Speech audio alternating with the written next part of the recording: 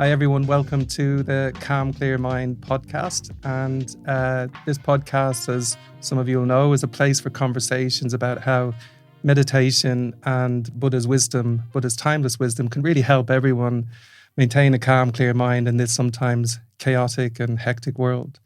In particular, in this podcast, we explore how we can all discover our potential to live with far greater inner peace, happiness and well-being in everyday life. So my name is Kadam Adam and I'm the resident teacher at Kadampa Meditation Centre here in Dublin. And also with me today is Kadam Lucy James, who's the resident teacher of Kadampa Meditation Centre in Colorado. Kadam Lucy's been teaching, studying, practicing Kadampa Buddhist meditation and practice for over 40 years now, has many years of experience of retreat and teaching these practices and practicing this lineage, having studied under the internationally renowned meditation master and author Venerable Geshe Kelsang Gyatso Rinpoche, who's also my teacher. And so today we're going to explore many different topics and how we can all use this meditation and timeless wisdom to really, really transform how we experience our day and our life. And in my view, nobody better person to have a chat with on this than my good friend, Kadam Lucy James. So, Kadam Lucy, a very warm welcome to you. I'm absolutely delighted to have you here. I've been wanting to have this conversation for a really long time. And I also think we're going to be able to explore some amazing topics today. So, welcome. Thank you very much, Kadam Adam. I'm very happy to be here, obviously, yeah. Looking forward to this.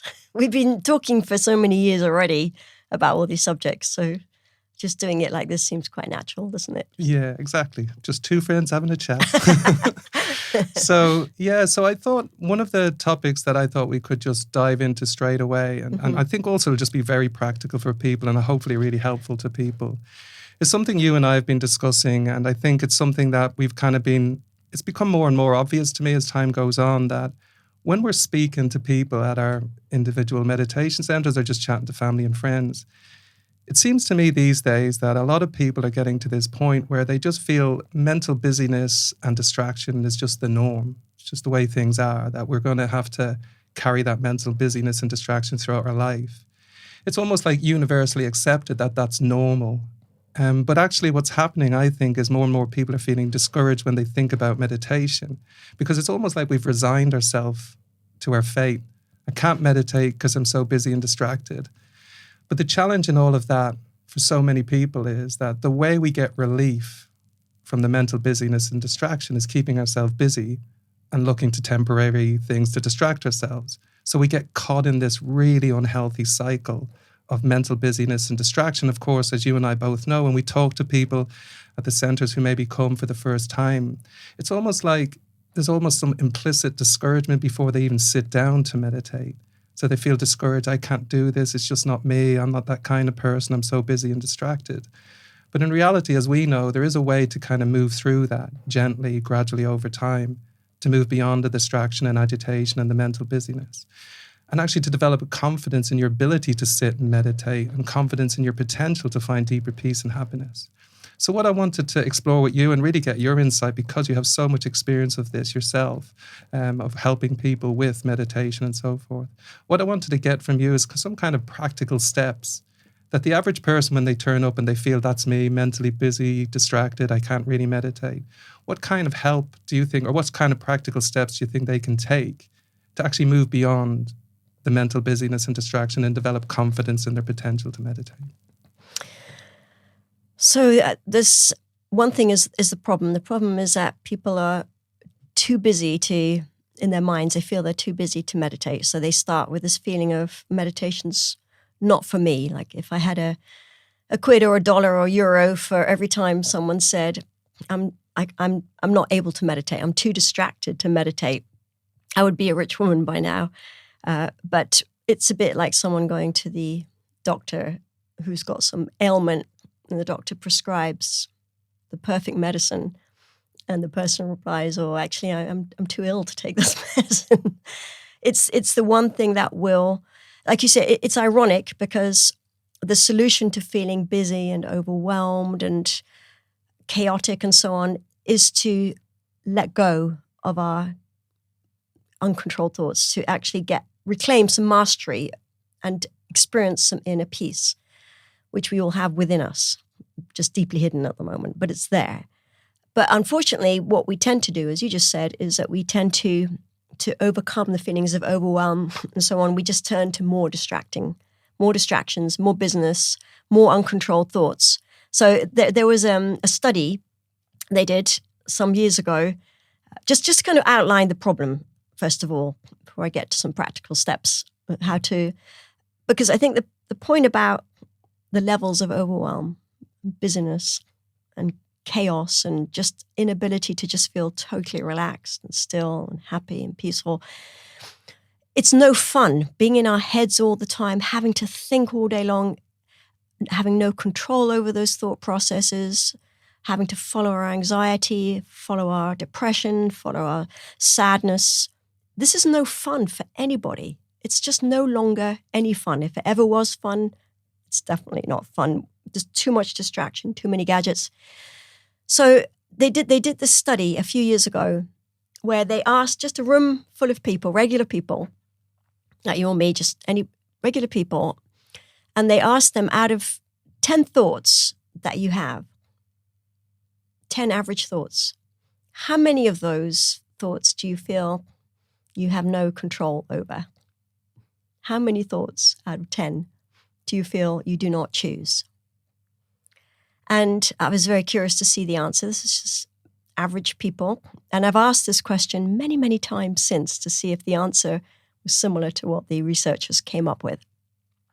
And you, Kadam Adam, you're not a representative sample because you have a much more, you've been doing this for years. You're very good at meditation and so on. But you ask an average person who's kind of new to all this, and the average answer, what people will say, and any of you who are listening to this at home, you can ask yourself this question: out of 10 thoughts that I have, how many of those do I feel I have no control over? I'm not choosing them.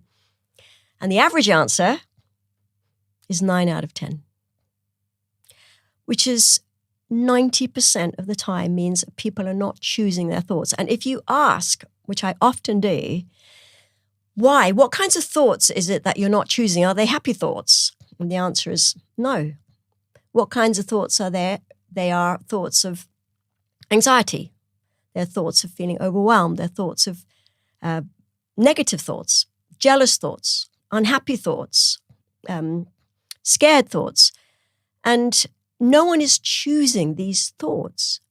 But what that means is that's a big problem. If 90% of the time, the average person is not in control over what they're thinking, and that those thoughts are not pleasant thoughts. I mean, fine, if we were developing bliss and kindness and love and wisdom all day long and we didn't choose those thoughts, great, right? But that's not the case. The thoughts we don't choose are also the unpeaceful thoughts, the uncontrolled thoughts. And what struck me about this particular study is they talked about unpeaceful, uncontrolled thoughts.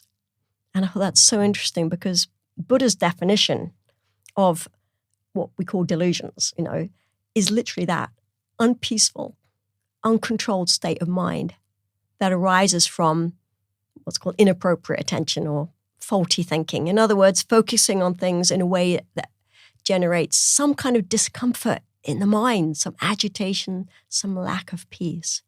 So that is the problem. That is the problem that everybody is up against. And meditation, frankly, offers a solution to that. Buddha identified this problem 2,600 years ago, exactly the same experiment, and he offered the solution. So shall I carry on with some of the practical steps then? If we can identify that it is a problem, that it's no fun, no one actually wants to be out of control 90% of the time. We can also understand that those thoughts, those uncontrolled thoughts, it doesn't have to remain like that. Those thoughts are out of control because right now we don't have mastery over our own minds. How do we gain mastery over our own minds? Actually, we first need to just learn to understand that our thoughts are not as scary as they seem, that they're not intrinsic to our minds, that thoughts are fleeting. Buddha's analogy is our thoughts come and go like weather in a vast, open, spacious sky. just that analogy, if we can get our minds around it, is encouraging.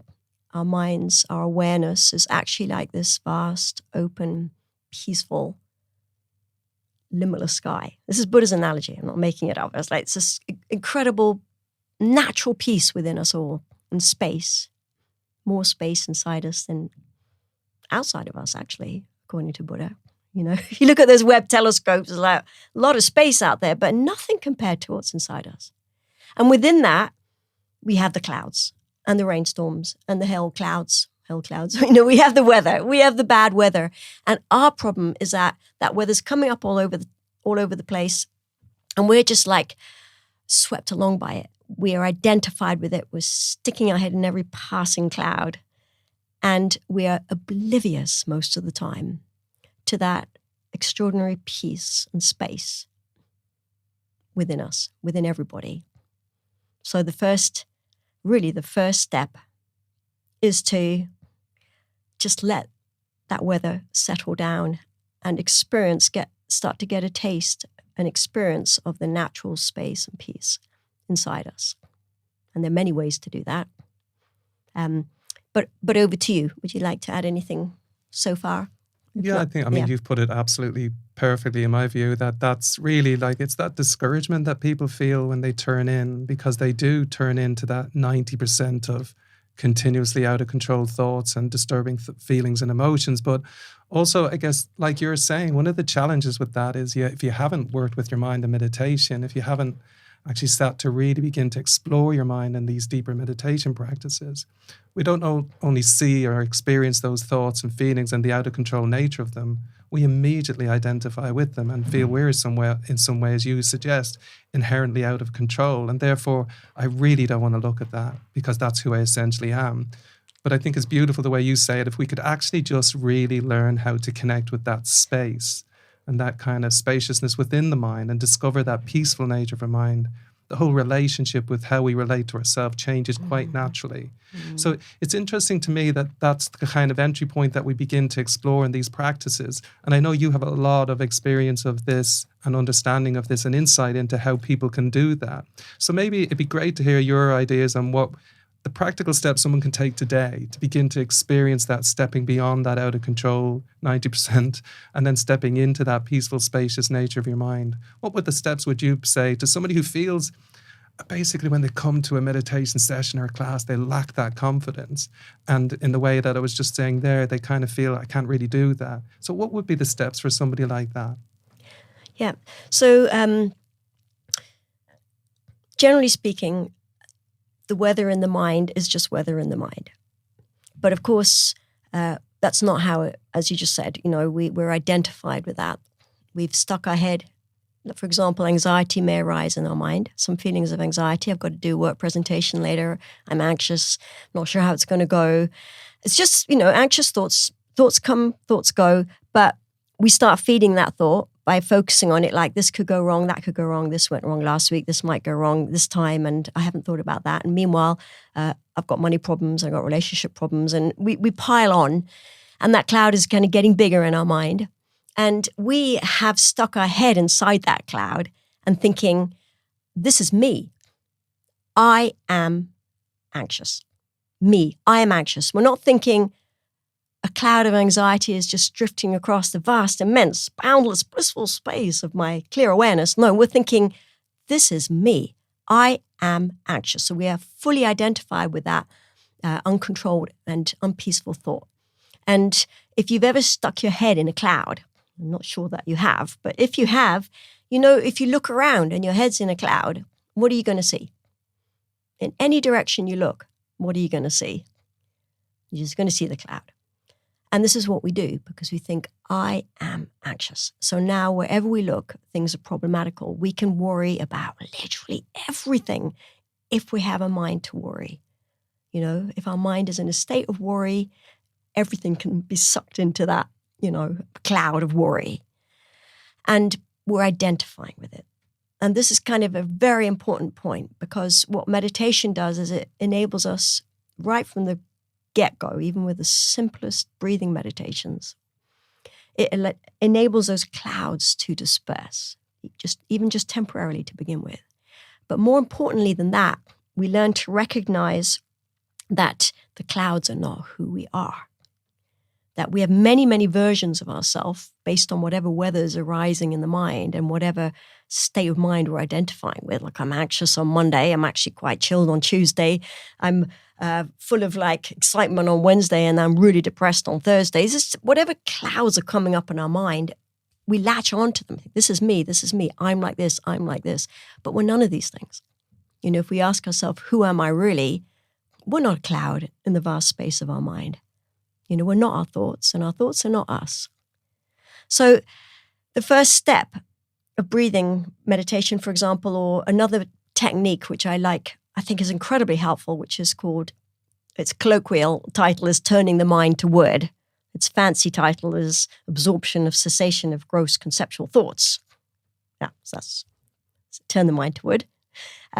Where we start with this simple, we can start with just sitting, settling our mind, sort of settling our body, withdrawing a little bit into our heart, trying to feel a little bit more heart-centered than normal, and giving ourselves permission to take a little bit of actual time out. Just think, let me just try this. This might work.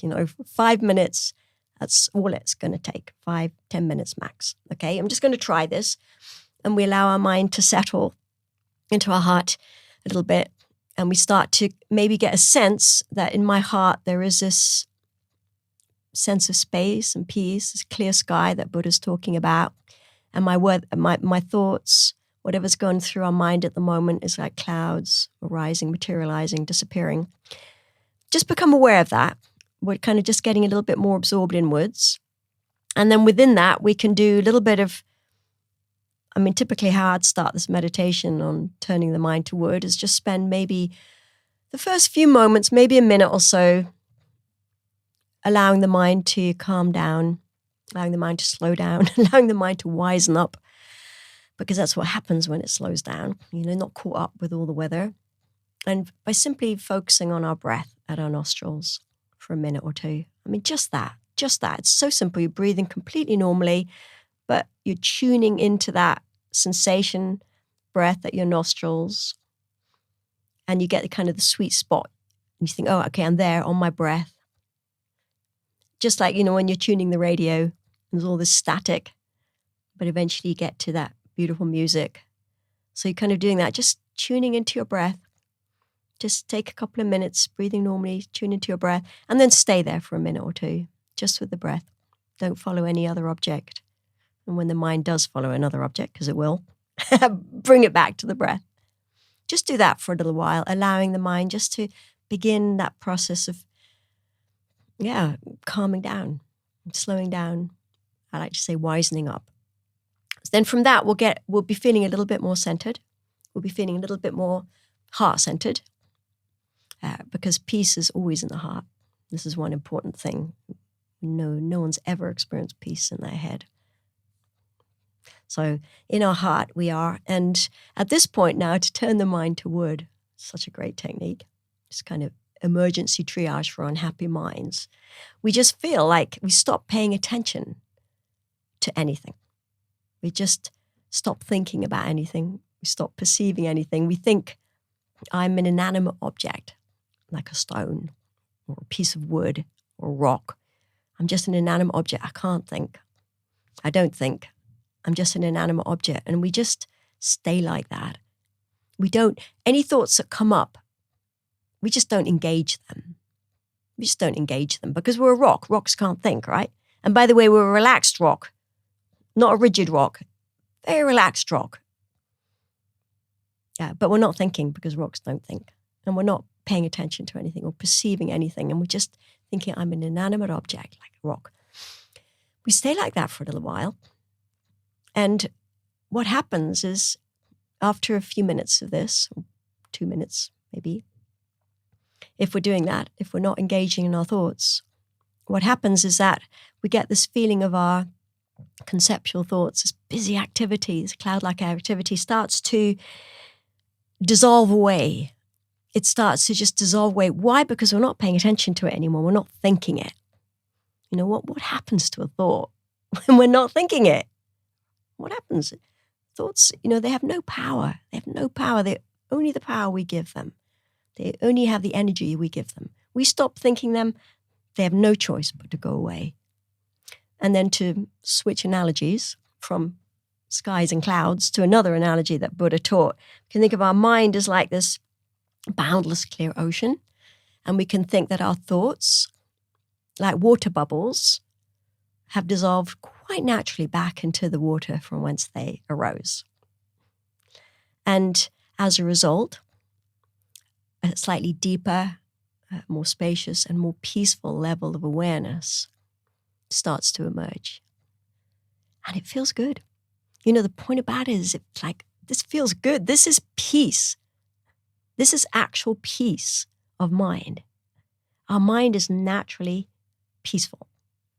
And when we allow the unpeaceful thoughts to go away, even temporarily, we experience peace because it's already there.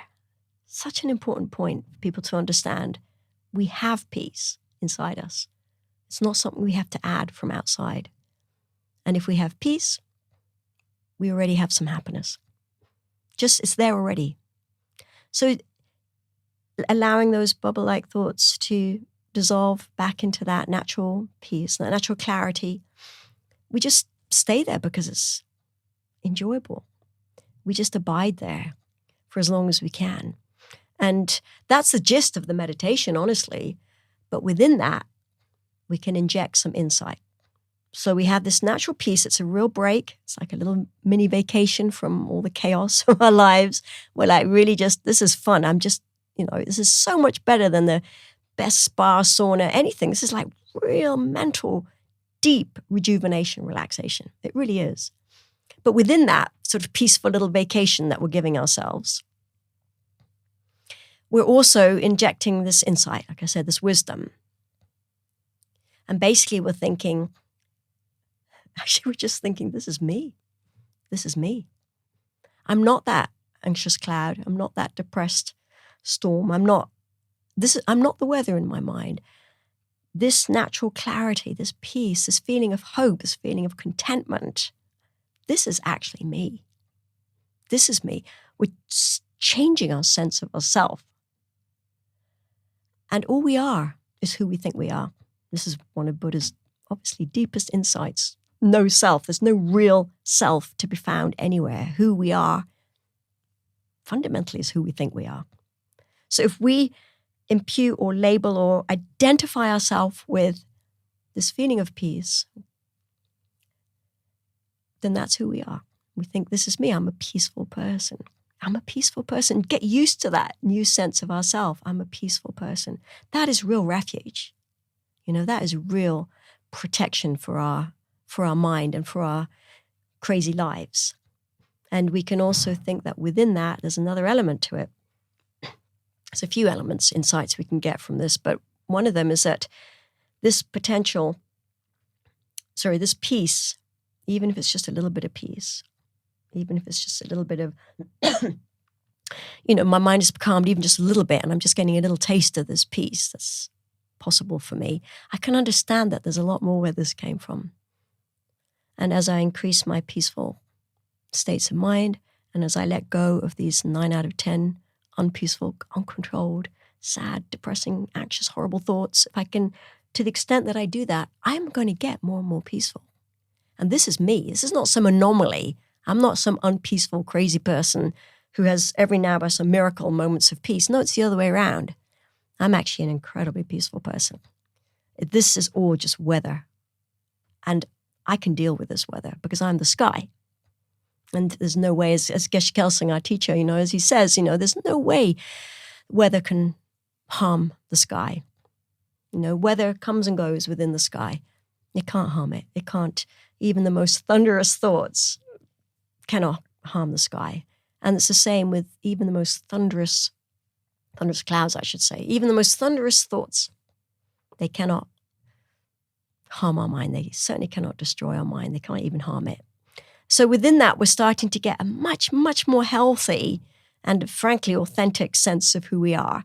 Because on that's always there. That peace is always there, that we can access that peace at any given time once we do this meditation, learn how to just allow ourselves to settle.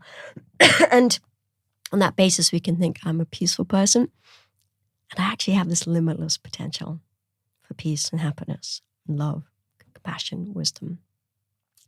So that's just where it begins, and upon that we build. With other types of meditation, we build those good qualities within us. We identify more and more strongly with being a loving person, being a happy person, joyful person, kind person, and we change. We change. And we have a very strong sense of confidence, refuge that grows from that. So, yeah. Perfect. I think that's really, it's really incredibly empowering when the way you've broken it down there, for me anyway, listening to that, it's like if I'm that person who's coming into their first meditation session, or maybe they're listening to a meditation app, or they're going to the first class and they're thinking, as soon as I turn in, there's just this discouragement. What you're laying out there, I think is just so helpful for people. Actually, experientially, you can come to know this to be true yourself as you walk through those steps and you're patient with yourself in the process of deepening that experience. Because as you and I know, it's like, as they go through that at the beginning, it's going to be rocky. You're not going to get there straight away. I certainly didn't, and still learning how to go deeper with that. But it's really empowering to say, you can take practical steps as soon as you sit down to calm the mind, to settle the mind, to begin to absorb into that more calm, clear, peaceful, spacious mind. And so when we walk it through in that way, it's so empowering. And then what's really, I think, beautiful, the way you're putting it there, is there's this whole new sense of who you are emerging from the experience, not theory or concepts or ideas, but that idea that our sense of self, our I, is just going to naturally emerge from what we're more and more familiar with, as opposed to this fixed, stuck me who's so distracted and busy I can never meditate. And I think it's so empowering when people think about it in that way. And also there's a lovely part in New 8 Steps to Happiness where Geshe Kelsang actually wrote that, as you know, back in 2000. And he wrote this lovely section about, he was talking about our times and, how our delusions give us no rest and we're constantly busy and distracted. And that was 2000, before social media, before smartphones and so forth. But he said this lovely point that to me points to the solution and exactly what you were talking about. He said in that book, he said, we're so used to being stimulated from the outside that we find it very hard to be quiet and enjoy the stillness of our own mind. In one sense, you can say that's the problem, but also it's pointing to the solution. And exactly as you've just been laying out, how do you quieten the mind? Because most people think it's impossible. As you say, these thoughts and these feelings and these emotions are nowhere near as solid, as fixed as we all think they are. And we're nowhere near identified with them in the way that we think we are, but we're just so familiar with identifying them we believe we are. But that, to me, was such a beautiful, when I read that many years ago, I thought, the first bit I recognized definitely, so used to being stimulated from the outside. But as we progress on the meditation journey, what's beautiful is when you learn to quieten the mind and enjoy the stillness of the mind, the solution starts to emerge. And now I can be this peaceful person. Now I can develop these peaceful, positive qualities of the heart or mind. But you can't talk yourself into that. It's just impossible. That kind of talking yourself into that belief will only last for a very short period of time before you're faced with the realities of life. So for me, I just really appreciate the way you laid that out, because I think when we do learn to quieten the mind, enjoy the stillness of the mind, a whole new sense of who we are and what we're capable of begins to emerge from that experience, what our potential is. Yeah. Yes, so thanks for that. No, you expressed that very beautifully. And I remember we had this conversation, we've had conversations in the past about, what is our sense of self based upon? For example, if you feel bad at something or inadequate or something, it's not enough just to, for example, look in the mirror and sort of positive affirmations and say, no, you're great, you're fine, if you're not feeling it. So our sense of self, whatever version of self, and we have numerous, like I was saying earlier, we have different senses of self, not just every day, but pretty much every hour of every day. We're so many different people to so many different people. And even from our own perspective, we're changing all the time. But all of that is based on some experience. So, for example, if I'm anxious, that's based on a genuine feeling of anxiety. If I'm feeling like inspired, that's based on a genuine feeling of inspiration. It's not just because I've said, oh, be inspired or don't be anxious. So our sense of self, therefore, can be seen to be based on some authentic experience. And we've talked about this, and I think it's such an important insight to have. So in other words, we can change our sense of self from someone who feels overwhelmed or from someone who thinks they can't meditate. I can't meditate. I'm a bad meditator. That is this version of ourself that's based on maybe some experiences of not being able to meditate. And now we've decided that's it. I can't meditate, or I'm a bad meditator, because we're just basing it on bad experiences. But we can't just change it and say, no, you're a good meditator. You can do it. Talk yourself into it, like you said. But what we can do is start with changing the experience. If we're going to change our sense of self, if we're going to change our sense of what we're capable of, if we're going to change our sense, for example, of thinking I'm an unpeaceful person who's incapable of ever getting any calmness in the mind, I'm complete lost cause, my life is always going to be like this, or feel discouraged the moment I hear instructions on meditation because it's not for me, it's for other people maybe, but I can't do this. All these kinds of self-defeating and very, imprisoning thoughts are based on this sense of a very limited, faulty, sense of self. But that, as I said, our self is only who we think we are.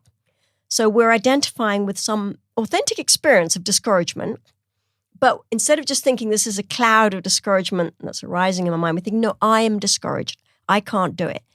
So how do you change that? Like I said, you can't just say, get over it. Of course you can meditate. We can't talk ourselves out of it. What we have to do is change our sense of self based on some other experience, an authentic experience. In this case, peace. An authentic experience of peace. Now, the good thing is that we have peace inside us. The good thing is that we have already within us a source of extraordinary peace and happiness, contentment, love, bliss, even enlightenment. Buddha said, we can actually get rid of all our delusions, uncontrolled thoughts. We can cultivate all our good qualities to perfection. This is the spiritual potential everybody has, right? So we even animals. So we have that extraordinary potential within us. And our mind is naturally peaceful. It's naturally peaceful. It's not naturally unpeaceful. It's naturally peaceful. So what does that mean? That means the first step to changing our sense of self and therefore encouraging ourselves and feeling totally confident, optimistic, happy about ourselves, really loving ourselves, thinking we're great, thinking I can do this, is going to come back to changing our experience. How do we change our experience? We let all these other thoughts go away for a while.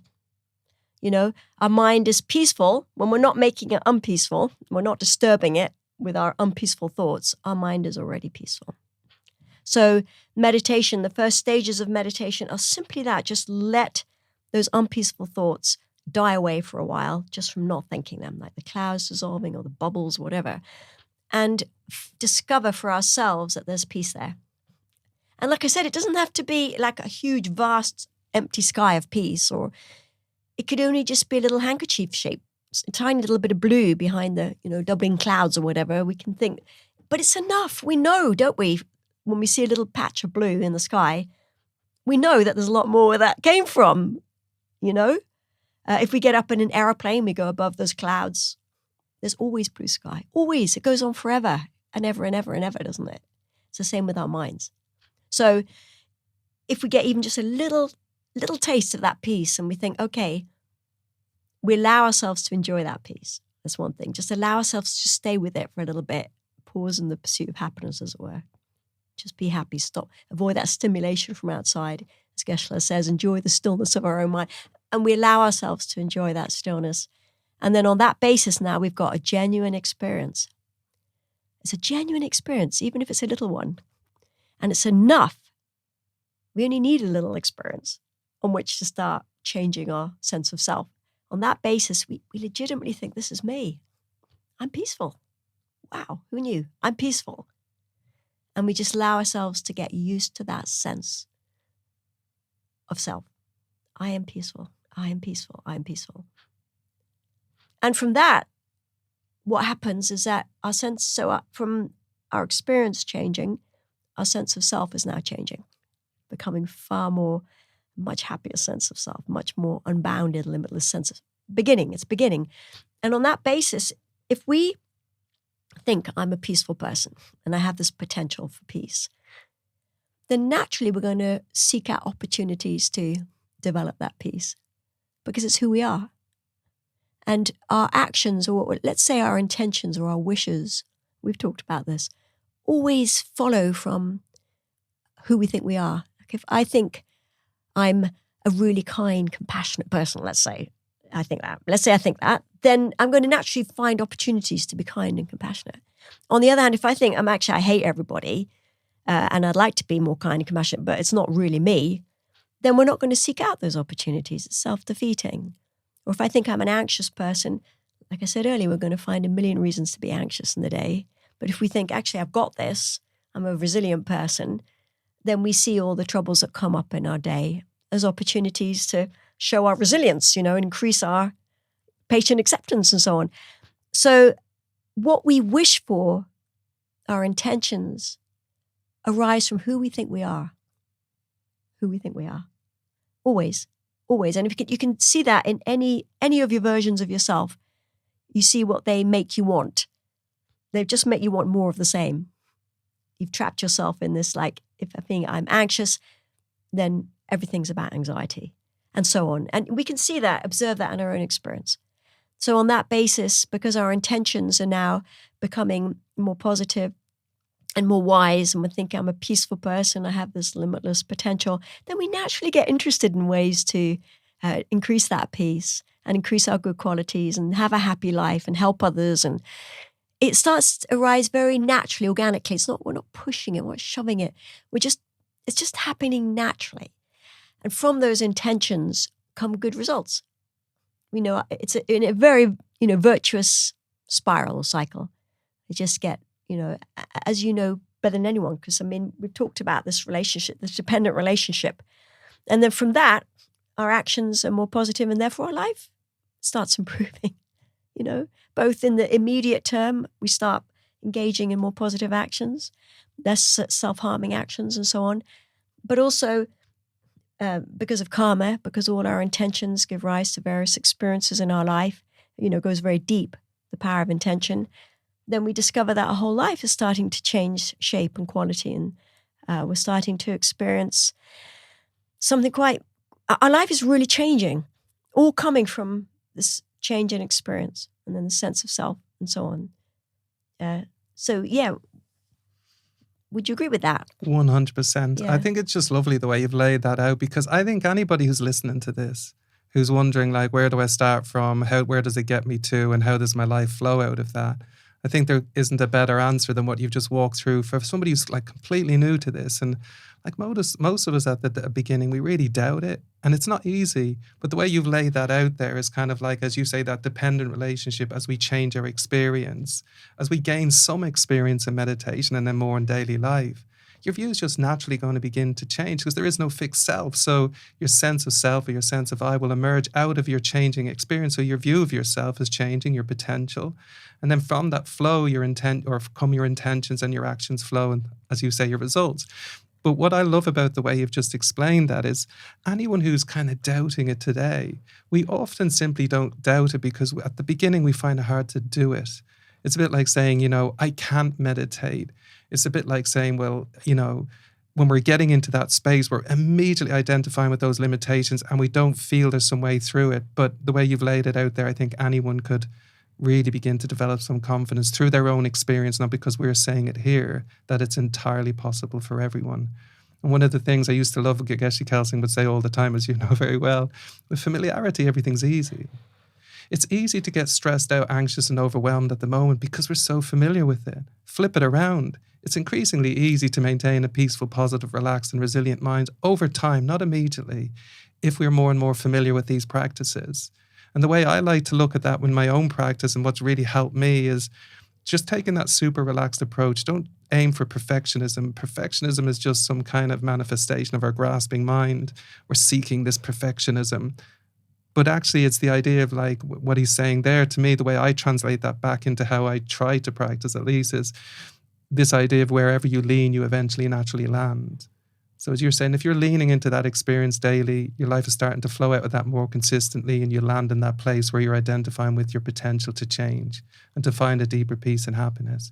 And of course, if we're constantly leaning into anxiety or stress or worry or fear, eventually we're going to land in this place because of the way our mind functions. We're going to grasp at that sense of self. I'm this anxious, fearful, overwhelmed person.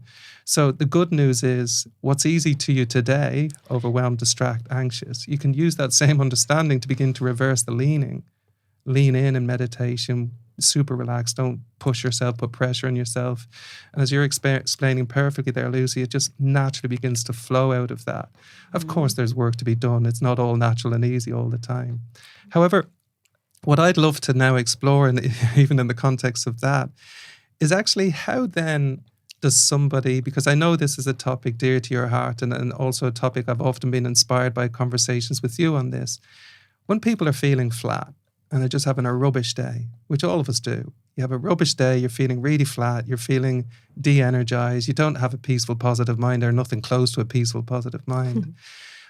One of the practices that Geshe Kelsang talks about in the book Meaningful to Behold, which I absolutely love that book, as do you. But I love it because he's talking about, basically he says there's this path to enlightenment that we're, training in Buddhist meditation and practice, but also just for most people on the podcast, just what it means is a path to ever-increasing peace and happiness and freedom from suffering. He said this path is basically the progressive development of our positive qualities of mind. And he says the most simple and effective practice we can engage in is to rejoice in virtue.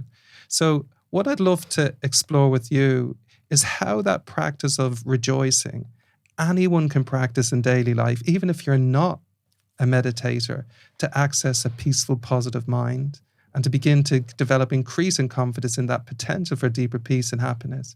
Because I know this is something you and I have talked about so much over the years. And, from my experience of you, I'd say you embody that act of rejoicing or that practice of rejoicing. And now I'm turning your face red. But anyways, what I'd love to see is how do people practically do that? And what exactly is it? Rejoicing. How does somebody engage in that in normal everyday life? And how does that change your life and how you relate to your potential to change? I'd love to hear from you on that. So one thing I'll say, just quickly going back to what you were saying earlier about it being leaning into it being a process, it's important from the outset of our meditation practice to see this as something that we enjoy, not as something that's we have to check on our healthy to-do list, like eat enough lentils, do your meditation practice. We've got to come to this understanding that our meditation is like the most enjoyable thing that we'll end up doing. I mean, of course, maybe not on day 1 or day 10 or day 20, but at some point we can be absolutely sure that our meditation practice will be the time in our day where we feel just utterly relaxed and rested, rejuvenated, as I said earlier, far more deeply than any spa, any beach holiday, anything. There's nothing more relaxing. So understanding that and having the sense of, I'm going to enjoy this. I'm not doing this because I feel I have to. I'm doing it because this is actually a source of joy. I think that's a really important attitude. And even if it's only a few minutes, there's this expression also in Meaningful to Behold about the elephant who dives into the lotus pool in the heat of the midday sun. That kind of pleasure of like that relief is what we need when it comes to approaching our meditation practice, in our sitting meditation practice. You think, I've got 5 minutes. I can just be like an elephant plunging into a lotus pool, the heat of the midday sun, all gone. Such a relief.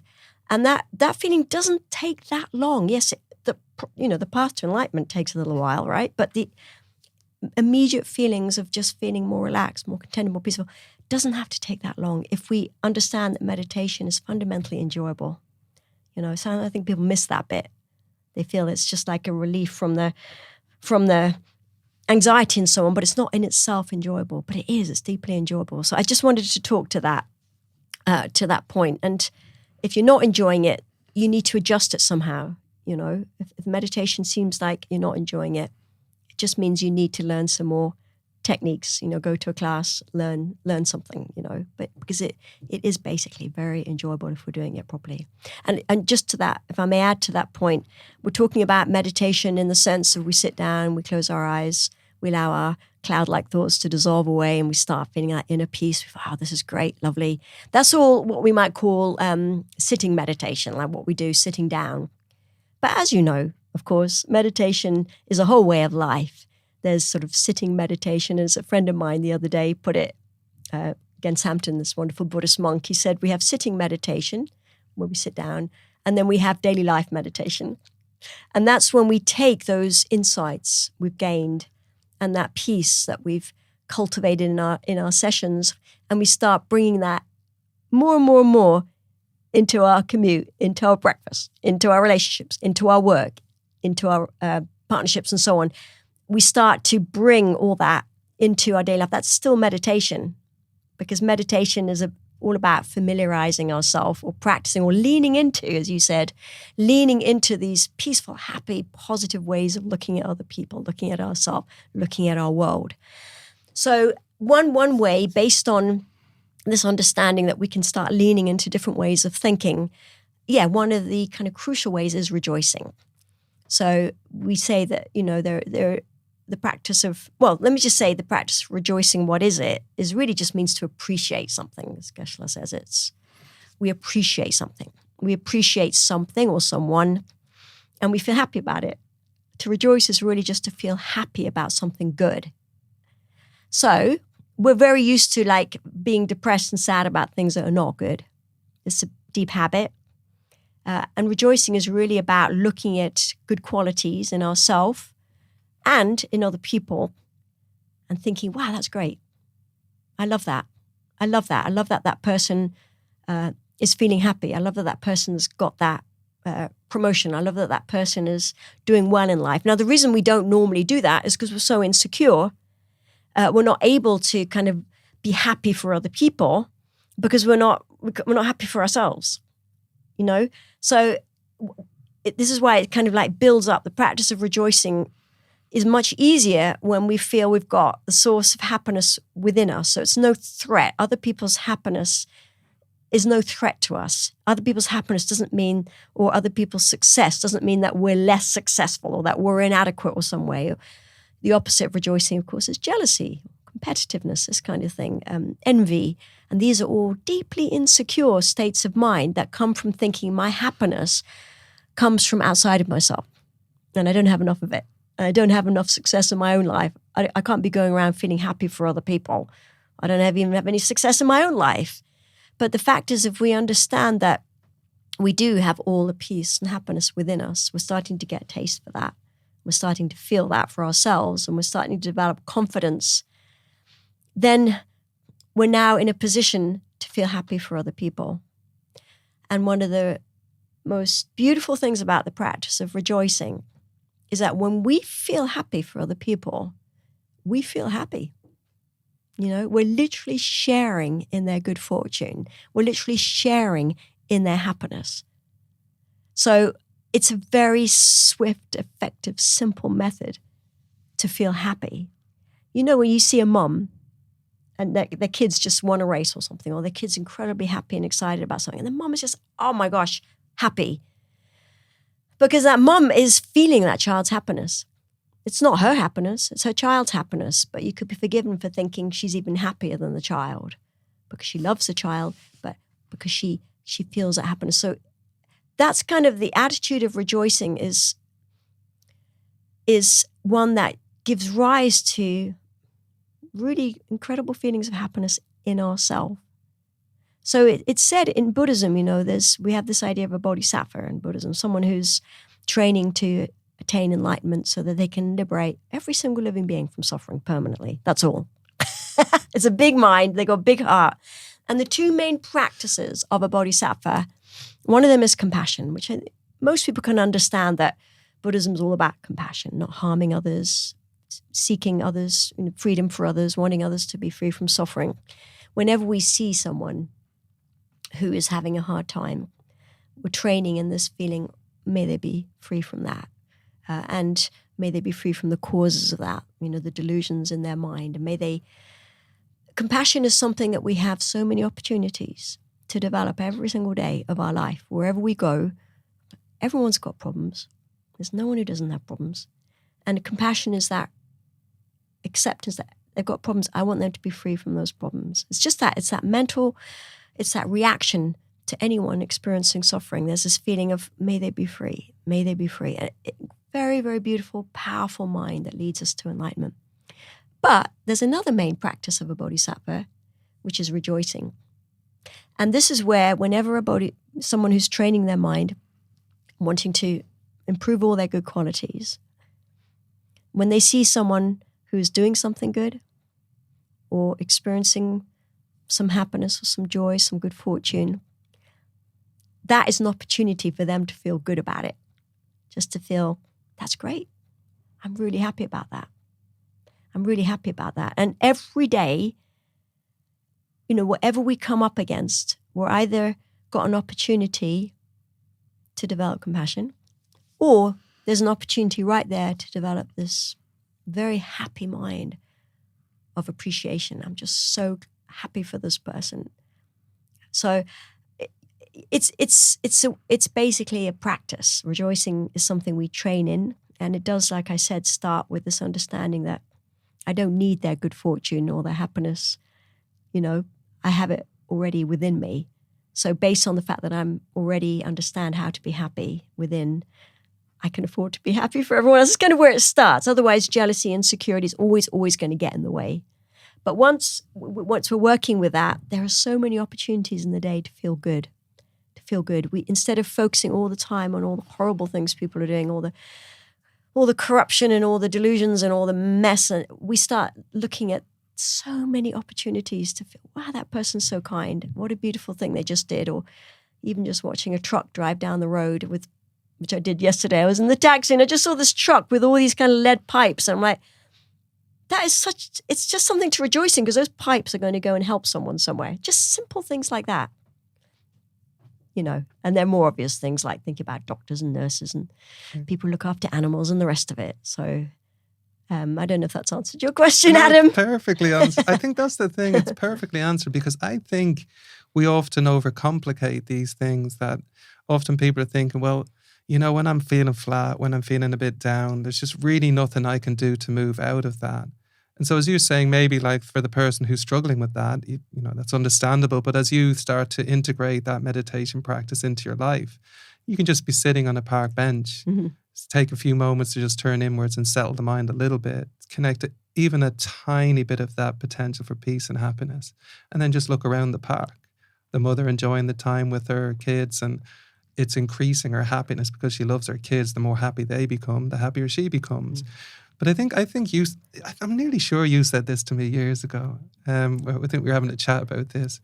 Was it you who said that, those days when you're at work and you're feeling miserable because everyone else, like today, is outside enjoying the sun in the park and you're sitting, it was you, wasn't it? We had this chat. So, and so they're looking out at the park and like feeling miserable because everybody's out there just sunning themselves and enjoying themselves. And I think you said to me, the easiest way to have the experience that they're having, which is basically enjoying themselves and being happy, is to be happy for their happiness.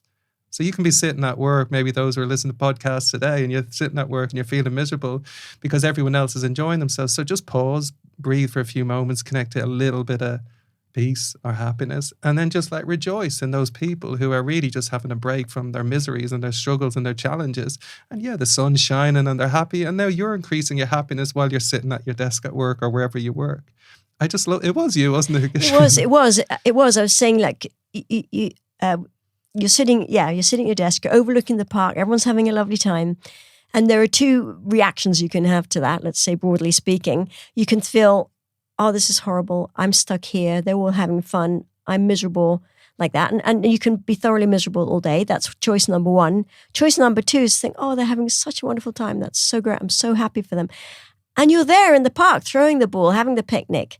You're actually there because, we're sharing. Rejoicing is about sharing in others' happiness, appreciating them, feeling happy about it, and it makes us happy. This is the thing, we have to come to understand that Meditation helps us to understand that we don't need to allow the world to dictate to us how we feel about it. At the end of the day, we decide how we feel about the world rather than the world deciding how we feel about it. Same with other people's behaviors, activities. We can look at someone else. We get to decide how we feel about that ultimately. Well, not even ultimately. Straight away, we get to decide. It's not how other people are behaving that determines how we feel about that behavior. The whole point about meditation is to reclaim that ability to determine how we feel, think, and contemplate what's going on. So rejoicing is just one of these very, very practical, and there's so many opportunities for every day, a way to feel good about others' happiness and joy and good fortune. And like you said, people have such hard lives a lot of the time. To see someone kicking a ball around the park and feel, I'm not getting to kick a ball around a car, it's churlish, isn't it? Whereas if we just think, they're so wonderful, they got a break, they're out kicking a ball, and we just feel happy about it, that's our choice. And it will make us feel great. It will make us feel like we're there joining in the game with them. So this is the thing about meditation, isn't it? And about Buddhism in general, is that we start to choose our thoughts. Coming back to what I said right at the beginning, that study, how many thoughts out of 10 do we not choose at the moment?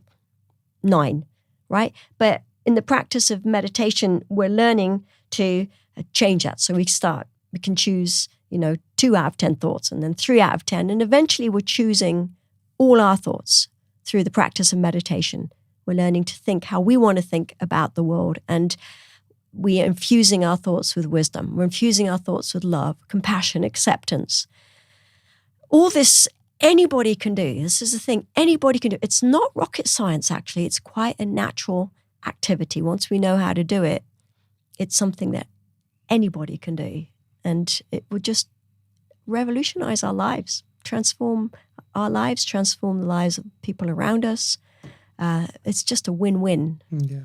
Thanks so much for that. I think it's I think with these conversations, when we just have these conversations and we just start talking about this incredible lineage of training that really anyone can access, I think that's what's beautiful, and always was beautiful to me when I first met Kadampa Buddhism, is it's so accessible. If we really have that wish from our heart to change and to grow a little bit even, it's so accessible to everyone. And the way we're talking about it here, you can see, I can just think of sitting at home one day and, just looking out the window and people are enjoying themselves, you're in the middle of work, and being able to change that situation, choose your thoughts and choose how you feel. Like most people think, I have no choice over what I think, and I definitely have no choice of how I feel. But the practice of rejoicing is both simple and, as Geshe Kelsen was saying, super effective if you really want to access a peaceful, positively energized mind on that day, and also has many downstream benefits as well through that kind of practice. But let's just turn it around now a little bit. And what I wanted to discuss is something I know has been on your mind and has been on my mind definitely a lot recently. It seems to me that the more I look at the way things are going with society, it's like stress, fear, and anxiety are definitely on the increase. And ever since the pandemic, it would seem that more and more information is coming out that basically people are really struggling with all three more and more consistently. So it seems if we look at where we're going in the world at the moment, it's not only that the present situation is an enhanced or an increased level of stress, fear, and anxiety for people, but also if we look at the conditions that are beginning to gather in the world. So we have conflict in Gaza, we have conflict in Ukraine that has every possibility of spreading further and further. And so everyone's seeing that every day. They're connecting with that every day. And also, if we look at the rest of the situations, there's more and more conflicts between individuals and societies. There's more and more challenges that people face in their day in life. And it seems like now with the hyper expansion of technology and AI that people are getting more and more worried about the future and anxious about, will I even have a job in 5 years' time? And it seems like in the next 5 years, certainly from the way I'm seeing it, we're going to see a significant increase in stress, fear, and anxiety with all of these conditions beginning to change and intensify. Never mind just the normal demands of our daily busy lives and the demands on our attention and so forth. So these conditions are beginning to intensify. And what is very clear to me, and I know we've talked about this before, is people's confidence in their ability to deal with those unhealthy emotions in a healthy way, or even ultimately an empowering way, is significantly decreasing. And most people just feel, I'm just going to have to deal with this in whatever way I can, medication or whatever, not actually feeling empowered, that I can face my stress, my fear and my anxiety without feeling overwhelmed by it. And actually I have a method or a practice that I can do to become free of it, even to transcend it eventually. But I guess what I'd love to hear from you is like, how do people reclaim that confidence? I'm in this world, things are getting worse. From one perspective, as I look around the world, it's going to increase my fear, my anxiety and stress.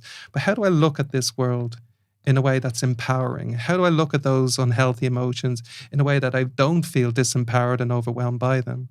So I guess I'd be really interested to hear your take on that, given the current environment we have and what's going to happen in the coming years. Because really now is the time, isn't it, for us to begin to look at strategies to deal with this?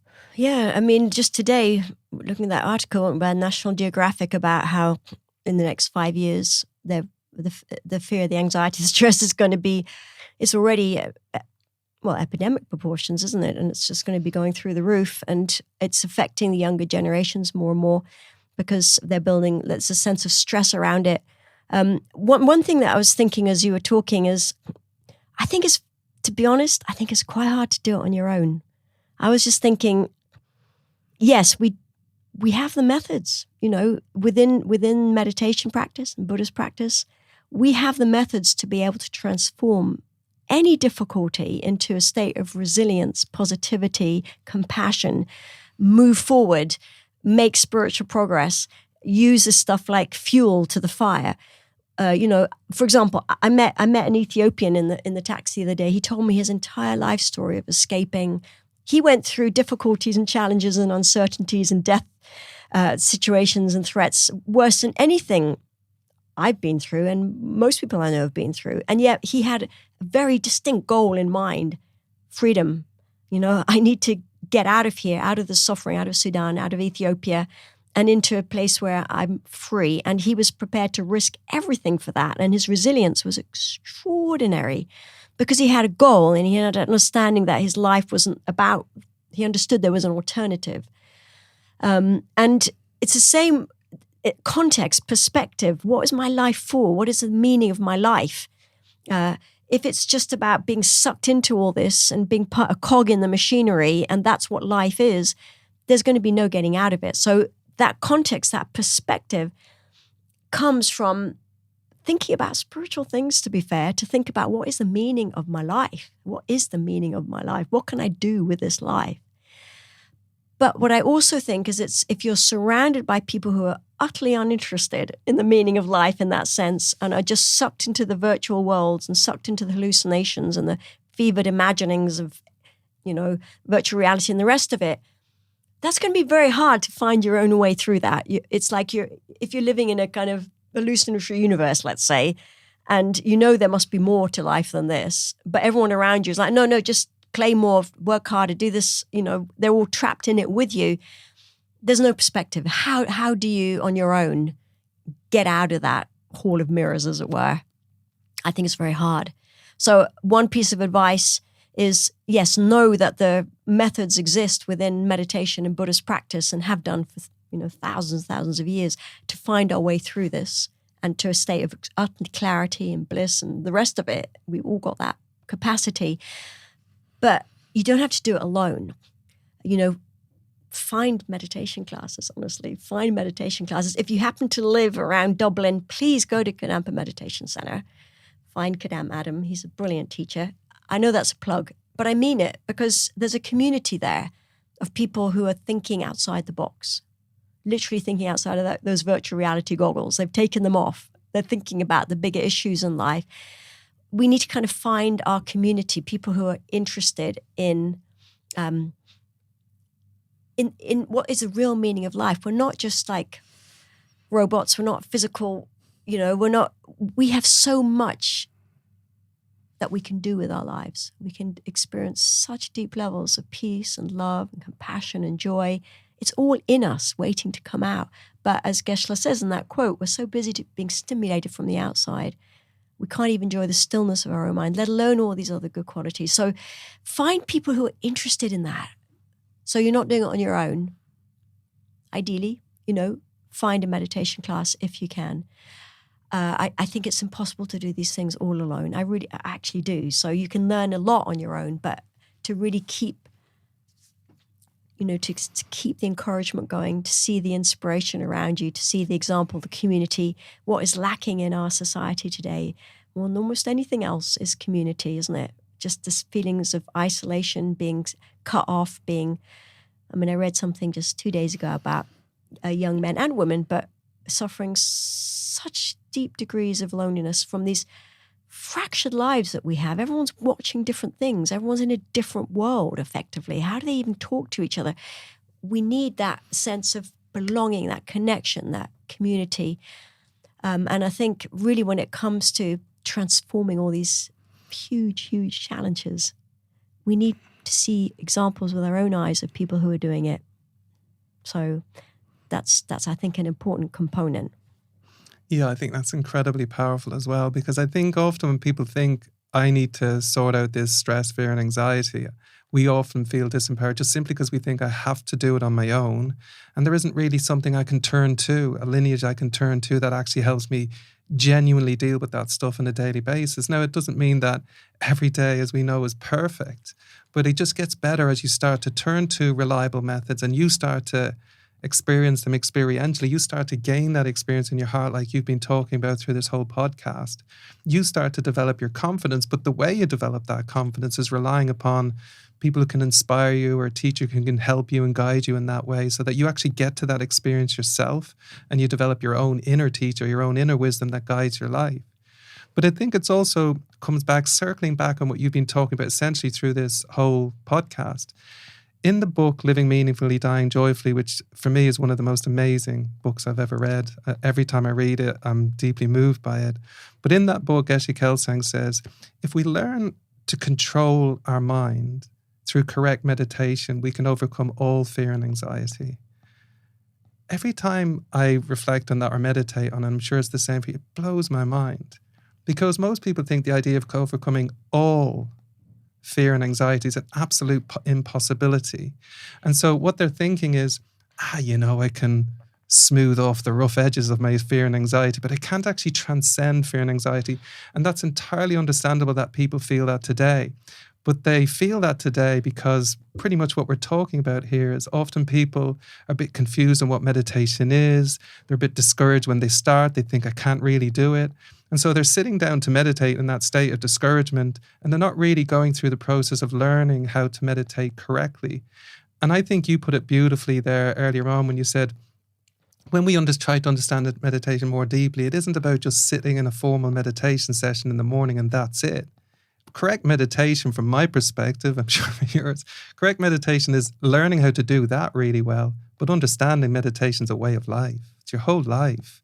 And it's how you approach your day in your life. When you learn to meditate correctly in the meditation session, and then you bring that experience into the, meditation in daily life. Or meditation daily.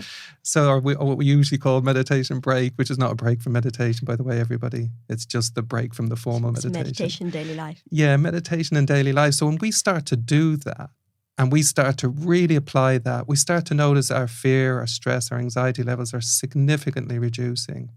But gradually over time, that gives us this insight. I can actually become free of these because they're not permanent. By their reduction, I'm beginning to understand that they can reduce a little bit. So if I continue training in this way, I can reduce them more and more. Eventually, we start to develop the confidence in that statement. We can transcend that. Of course, at the beginning, it doesn't feel that way. But we can get to that place one day. And I suppose everything you're explaining today is like bringing us through that kind of, we can develop that confidence, but we can't then develop that confidence alone. Because if we could, we'd already be there. So it's that kind of, okay, so it needs to be an experiential path for me. I need to go deeper into that experience, but I need the supportive mechanism around me to help me go deeper into that experience. And I hope even like a podcast like today will help people develop that confidence that they can, over time, get to that place. So Kadam Lucy James. I'm so really deeply appreciative of you taking this time, because I know you're here in Ireland to teach this weekend, and it's super kind of you to make this time. I really mean that, to make this time for us today and to kind of give all of those incredible insights in this podcast. So for everyone on the podcast today, I hope you took something really helpful and insightful for your own daily life. If you're, get the time again, drop into the podcast and we're continuing with these conversations. But for now, thanks so much, Kadam Lucy. And for everyone else, see you soon.